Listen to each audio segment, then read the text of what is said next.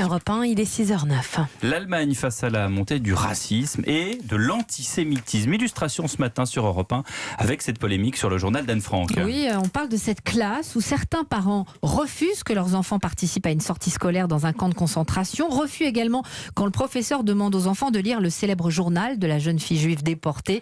Des événements qui rappellent les heures les plus sombres de l'histoire du pays. À Berlin, Hélène Kohl. Dans cet établissement secondaire de l'Est du pays, tout près de la frontière tchèque, les profs voulaient préparer la visite du camp de Buchenwald avec la lecture et l'étude en classe du journal d'Anne Frank. Ils ont été submergés par les mails de protestation des parents.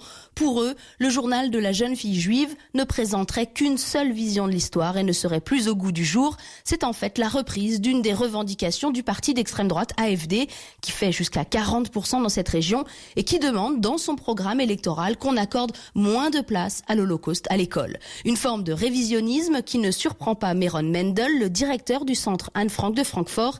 Il est désormais fréquent que le livre suscite de telles réactions, dit-il.